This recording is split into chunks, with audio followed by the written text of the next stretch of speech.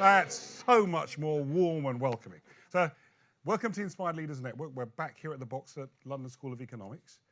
Tonight, we're going to climb into the future of work. And we want to have a lively discussion, and we were looking for probably a more optimistic discussion. So what are we hearing?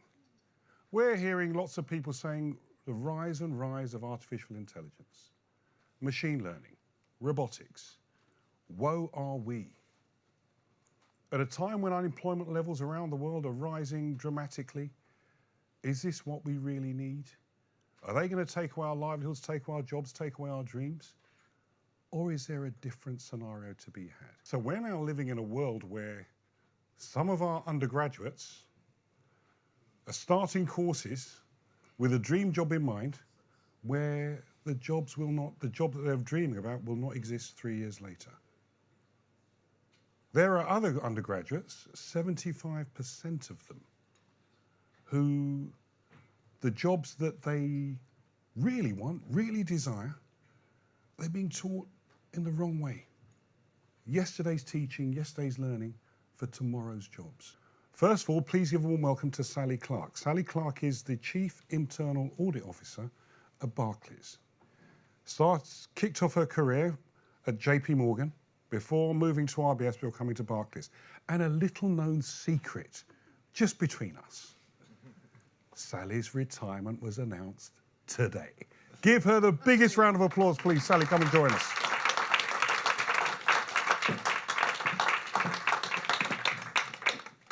Second, now let's just shift a little. Let's look at the World Bank.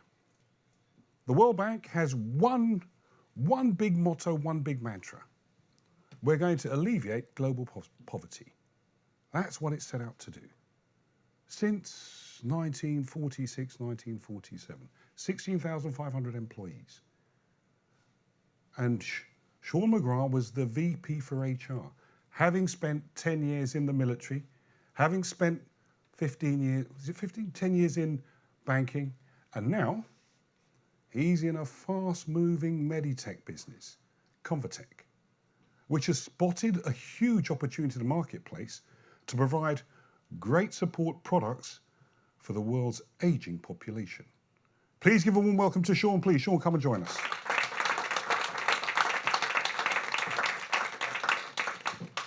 And you couldn't talk about the future without getting someone from Search onto our panel, but someone special from Search. Again, started off his life in the military, in the Navy, before moving to creme de la creme blue chip search par excellence, Russell Reynolds, 13 years there. Now he's set up his own boutique search agency, 1805, specializing in fintech. Please give a warm welcome to Simon Black. Simon, come and join us.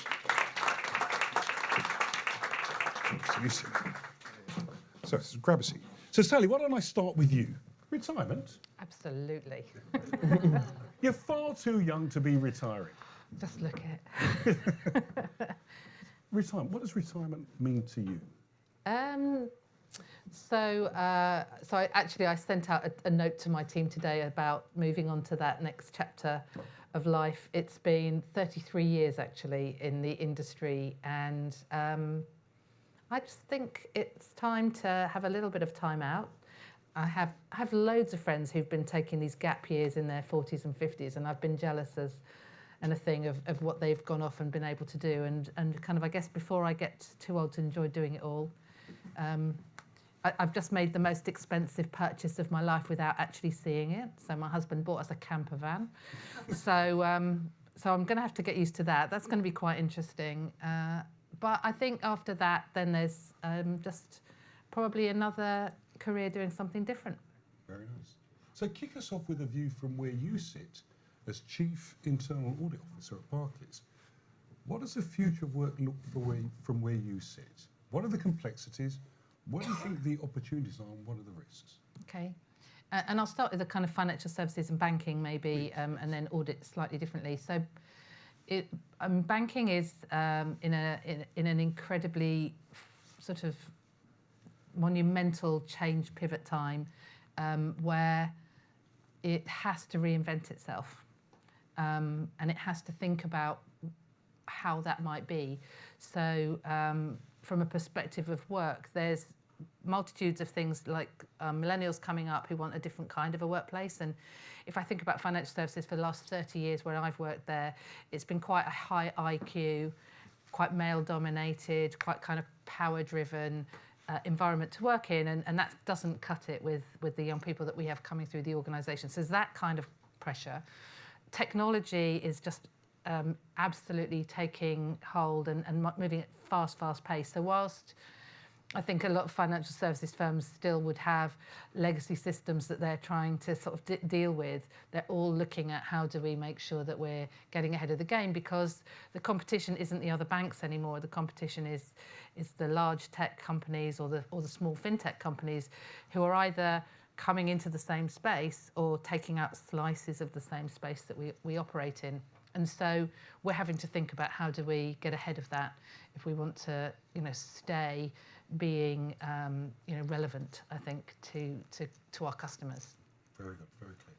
Sean, what do you see as the risks and opportunities from where you sit? And give me two perspectives, one from your time at the World Bank and one today at Competech. Good evening, everybody. So I think when you look at the World Bank, it's, as you said, there's one mission is to reduce poverty around the world.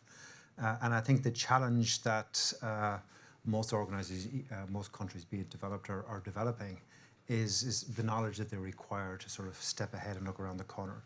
And typically you had a developed market that actually gave knowledge to developing markets, and that has changed fundamentally with technology, the way it has sort of evolved over the last decade, particularly over the last 10 years. So from my point of view, when you're looking at talent and you're looking at work, for me, the knowledge worker is the currency that people have to trade in going forward. And that is somebody who has the breadth of the experience that they have, but also the depth of technical knowledge. And if you just take I worked in the health services in Ireland for a couple of years, and you look at a surgeon, 10, 15 years ago, 20 years ago, you used to be a general surgeon, you used to do hips, orthopedics, veins. Now you're very specialized. And unless you're doing X amount of hips in a particular way every year, your currency is gone. Your license to work in many cases is gone. And I see that happening across every type of profession and vocation. And I think the challenge that, organizations have and CEOs have, and indeed policymakers have, is how they actually can put a platform together to sort of keep that sort of momentum going. So that was sort of the World Bank dimension. Very good. I think then when you come to where I am at MedTech at the moment is, from our point of view, is obviously manufacturing products for people who are unfortunately less well off, or certainly on a health context than we are. And the question is, how can we do that, still adding value to patients who are living longer, and importantly, to make a profit out of it at the same time. So you have your typical sort of low-cost areas, but of course then the infrastructure and education, the technology to support it may not be there. Of course, you're always going to go back to sort of the base camp, which is the higher tech and higher cost areas. So I think from our point of view, knowledge workers in that case is there other ways you can do it, and of course automation. And looking at the nature of work and how work can be done. And that has a huge impact on work systems. It has a huge impact on organizations and how they actually adapt to it. And the other part, which is also part of the whole thing, is income.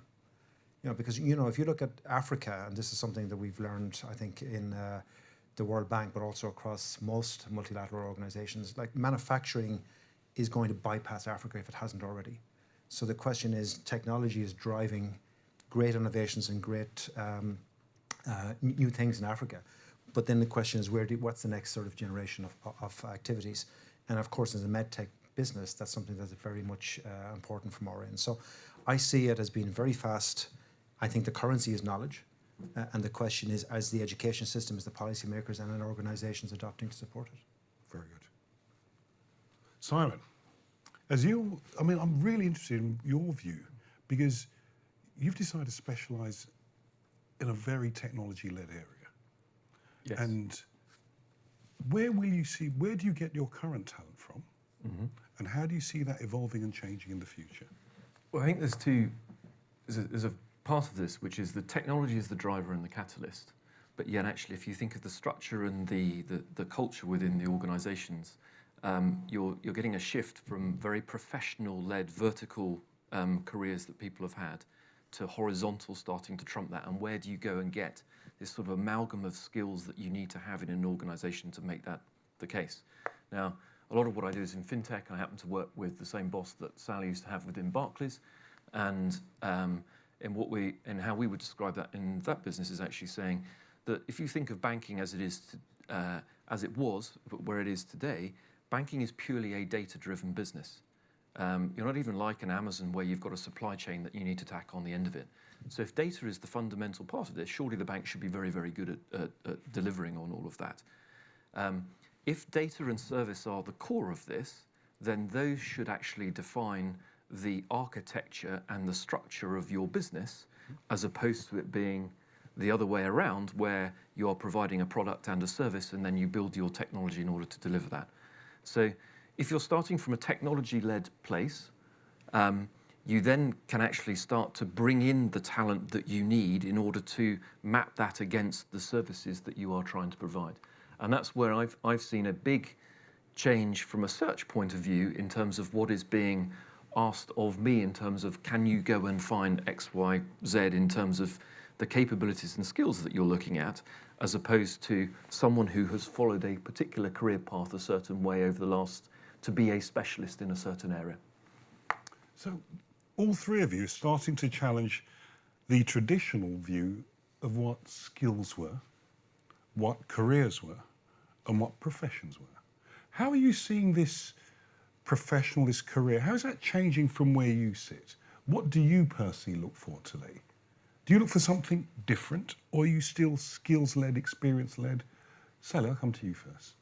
I think it has changed, and I think to some extent I look at what we need to be able to audit the activities at Barclays. Firstly, that is far more people who understand data, people who understand technology. So we're looking for people who aren't traditionally the place we would have gone in the past would have been Big Four. We'd have gone to the accountancy firms and said, I need an accountant to come in and be an internal auditor. Now what I'm saying is I kind of need people who are well versed in what we're looking at, and what we're looking at now, as Simon put it, is much more technology and data. But we also need people, we can teach people that. So what we really need to do is build a team of people who can work together with EQ and kind of care about each other. And so actually we're looking around the culture. What's the culture we want? Bringing the people with the cultural fit to work together, help teach them some of the skills, and then kind of supplement that with people who've got the specialist skills that we need to face this sort of new world of what we have to look at. I'm interested you say that skills, we can teach that. So you go for the right attributes, attitude, and maybe if there's a skill shortfall, you can make that up? Yeah, because I think we can learn. You can't necessarily learn leadership in the same way, and culture and being the right culture carriers in the same way that you can learn skills that are technical in nature. And so I'd rather we built the team with a group of people who can work collegiately together, who can be agile and fast about what we go around do, who can accept change and work well with change and have all of those attributes, and teach them the technical things that they need to understand about what's going on in the firm. Are you seeing something similar, Sean? Yeah, I think absolutely. I think when you mentioned bankers and high IQ, it's actually more about EQ now. I think there's a standard with education, the way it's developed over the last 10, 15, 20 years. Everybody has some sort of currency that they can sort of trade in. I think the challenge for me, and indeed I'm sure it is in Search as well and in Barclays, is the right fit. And for me, that comes down to the individual, be it culture, be it how ambitious they are. You take the right of entry is the technical qualifications. But for me, it's a question, are they ambitious about where they want to go? And are they team players? At the end of the day, nobody can do this on their own, no matter what job or what team they're in. And if they can't, we used to have a school report years ago in Ireland, I'm sure it's the same in the UK, and it works and plays well with others. Pretty simple type of an assessment, but actually it was something that if you can't, then there's no point in being in this particular organisation doing this particular job, because you're no longer going to be this technical person doing this. If you do go into a lab and just nobody talks to you, you really have to have that sort of broad breadth experience and ability to socialise. So I think that for us is critically important. Are you seeing this in terms of the requirements you're getting from organisations, even in fintech? Yes, you are. Because again, you come back to this leader who, they're not necessarily leading an organisation. I mean, they're part of an integrated network, if you like, of suppliers, partnerships, and a multitude of different teams within that. So the type of leader who is required, therefore, to sit above that is going to have put together almost a career that is more Lego blocks of different things that they have done. It's a mixture of yes, the intellect that you require, but a versatility of mindset, and it's a curiosity, a development of sort of it's entrepreneurship, it's intrapreneurship, there's a mindset that is just less bounded in a way than it has been in the past, and that I think is that's what sets people out. If they've got the skills there, you bring that in as well, then you're onto something. Talk a little bit about education in terms of what the schools are helping to produce, what the universities and what further education. Is it still fit for purpose, Sally? So I don't think it is in quite a few ways, in such as there's an awful lot of things that, and my daughter's still in full-time education, that as I watched her go through school, much of what she was learning she could have Googled in reality. You know, the kings and queens of England from 1300 to whatever, or various things like that. And I'm not convinced that was helpful in any way, that she learned some of those things that are very fact-based. She's left school, she's at university, she's trying to cope with finance, okay? She has no idea how to budget. No one ever taught her that at school. She has no, so clearly I end up doing that, which is fine. But actually, wouldn't it be great if schools taught kids how to be a good citizen, what democracy is, and how to exercise the things that are important in society, how to manage your money, those kinds of things that you do need to have to exist in the world outside, rather than these fact-based things. And I think we have a lot of young people we bring into Barclays, who I bring in to encourage them to kind of open their minds up about whether a career could be in financial services. And we talk to them about all sorts of things. And you realise that in schools, they are still getting quite a lot of that very traditional thinking, and they think traditionally about where their future lies. And they don't necessarily think about the broader skill sets that they're going to need. And they don't get taught those things. Can I jump in, Please. actually? Because I would agree with that. The other thing that I would say is that you've moved to a world where actually it is continuous learning, and learning does not end at the end of school now. And you are starting to see a lot more career breaks, mini MBAs, mini degrees that people are going off and doing, or just broadening themselves with a different skill as they are going through their career. And that I think Accenture will talk about this a lot of, actually, it's new skilling, it's not reskilling. And the importance of that in a technology-led world will be, with the velocity of change that is only going to go up, will be all the more important to workforces. But it comes back to your point, Sally, that what underpins that is that you've got to have an education that is fit for purpose in a digital world. And this is something I was reading the other day, that I think is still in the UK, it's about just over 30% of children coming through to GCSE age don't get what we would call a pass at maths. Now that is a really big number when you say that technology is going to change things just in the next 10 years. Sure. Yeah, it was interesting. I was reading something, I think it was McKinsey's there, but they're predicting that the end of degrees and diplomas as a sort of a license to say that you've passed X, Y, and Z to apply for jobs. And that's a pretty provocative sort of statement, particularly in an institution like here, where that's the sort of the trade. So you're going from a degree base to very much a vocational base. So it's almost going full circle if you look back over the last 50, 60 years. And I think they're absolutely right. I think that is going to be, you'll get a search, you'll get a smile, and you'll say, okay, get on to the next one. This idea of continuous, but it's actually with purpose. It's not just to say I have 15 name letters after my name. It's actually saying, here's what I can do, and here's how I can add value. But more importantly, here's how this organization can add value to me. This is what I want to do, and this is where I want to work and be employed for a period, and then go off and learn something else. So I think that certainly is the direction, maybe a bit away, but I think that's certainly going to be the next generation's view. Can we have a look at the executive suite? This is probably the most challenging time to be a leader ever. It's in living memory when the boss made every call, knew every initiative, solved every problem, set the strategy and knew every lever to pull to make happen. Those days are long gone today. No one person can do all of that in the more complex, multifaceted, faster moving and unforgiving marketplace. We need the team. But we sometimes need the whole organization's voice. Those who are close to the customer, those who've come from a different environment, those who understand digital, those who understand tech. And sometimes our executive teams the executive office is looking a little out of touch and a little dated. Are we seeing an accelerated change? How do the younger voices that may know better be heard? Or are they just going to have to serve their time? Views. Simon, I'll come to you first.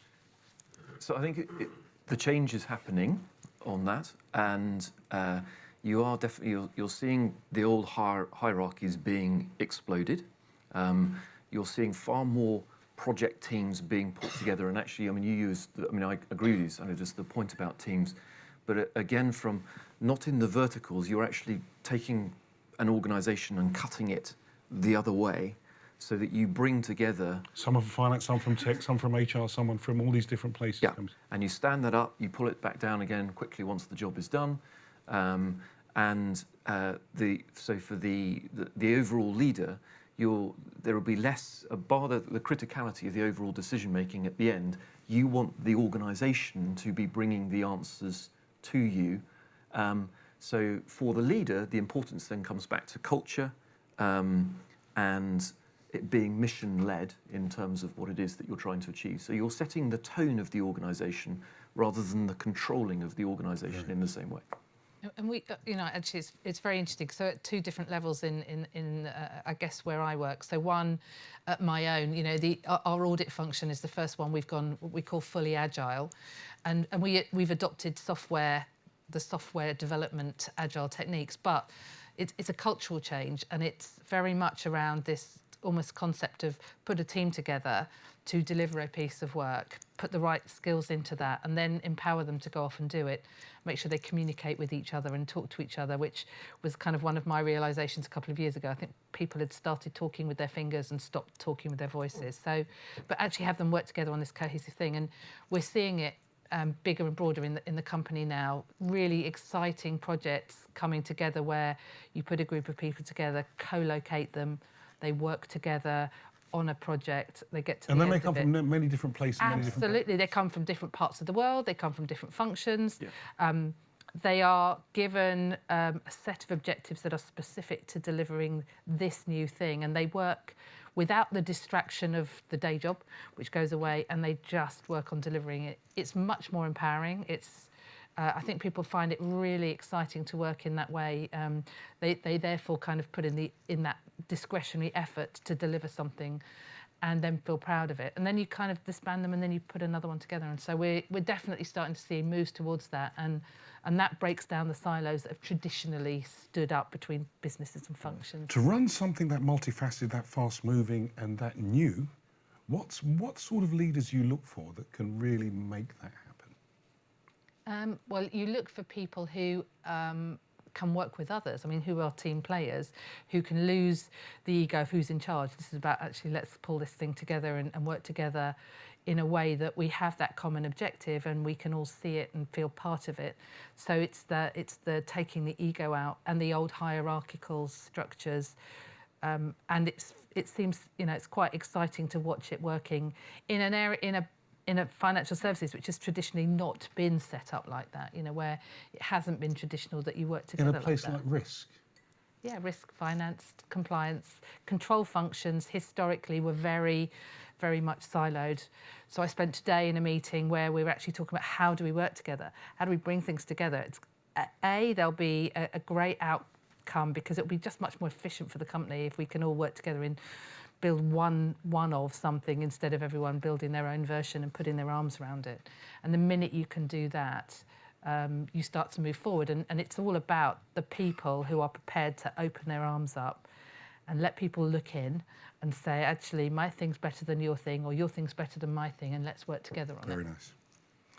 Are you seeing that in a traditional industry like manufacturing, that sort of changes? We are, and we have to have it in place, because ultimately we will be left behind, be it the industry I'm in or the company I'm in. I think the one thing that I would add is that this idea of mobility, I think it's so important. It is, we talked about currency of knowledge, but actually if you're globally mobile, you have ambition and you have the right sort of ability to make a team. The world is your oyster in many respects.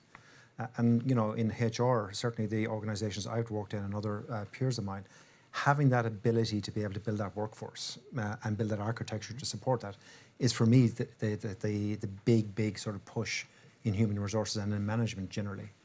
And the last part of that then is actually looking, as you say, breaking the silos.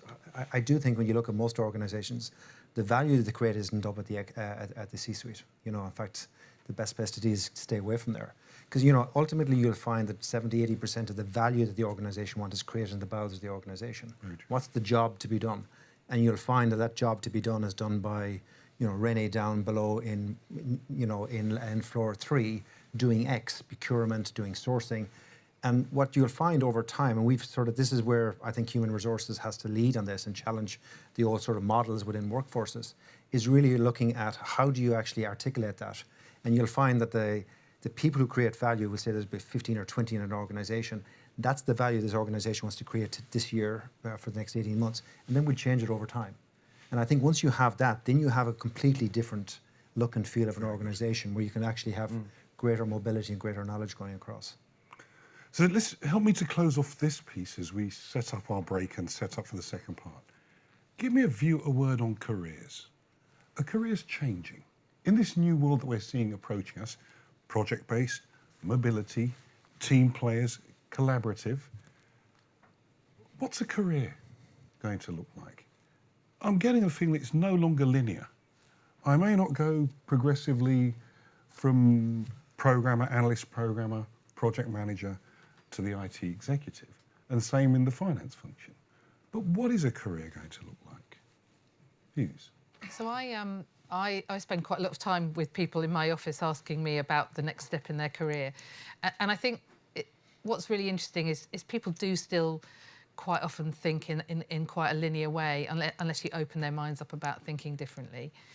So I have, people are ambitious and they want to kind of get on. And I try and describe, I've kind of used an analogy. I say, do you know what, your career is like this great big bag that you're traveling with. And the heavier the bag, the better.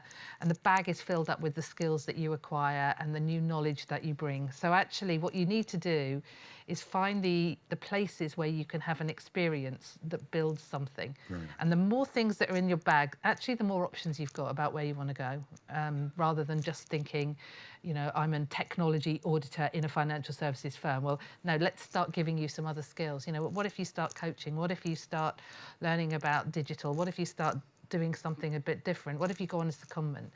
And building that tool bag that you carry around with you makes you then much more attractive to other employers and gives you just more versatility. And I think it's around building what are the skills that you need to pop them in your bag. So it's sort of connected and disconnected activities that all add to your kit bag. Yes. That makes you more valuable in any way you go. So every project, assignment, extracurricular activity can be seen as an opportunity. Absolutely. Yeah. Sean, do you see? Yeah, I think ultimately, it's a question is how do you want to grow? And the organisation has to create that environment for you to grow and develop. I think that's probably the biggest calling of managers, to allow that to happen in leadership. Letting go of some of their resources to go into best resources going to other people. It's almost your biggest calling. Just allow people to grow as the business seeks to grow itself. That's number one. I think number two is, what's the destination you want to go?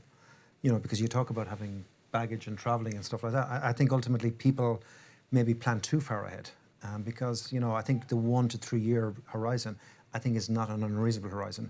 People say, I want to be here in 5-10 years' time. It's very hard to manage that. So I would always say to people, where do you want to go, and take it in bite-sized chunks. And of course, the breadth, this idea, rather than the depth at times, is very, very powerful. Very nice. Simon, what do you see? I'd echo all the things that have been said there. It's back to this word about it's curiosity that you want people to really be leading with. I think that there is an increasing responsibility for the individual to be not charting their career, but actually taking responsibility for what it is that they want to do, and therefore pushing the organisation. And this is where the response needs to come back the other way of saying, these are the things that I am interested in. How can I further develop myself? So there's a different word I have, which is it's social contract rather than the sort of professional contract that we always know and love with an organisation and see sort of written down. So the extrapolation of that will mean that there will be times where you can say there's a mission critical role to this organisation, but actually I've now done that. I can step off that. This is where I've got time for me. How can you help me do that? But I would agree with you saying, don't look too far ahead. That has come back in. The time frame has come back in.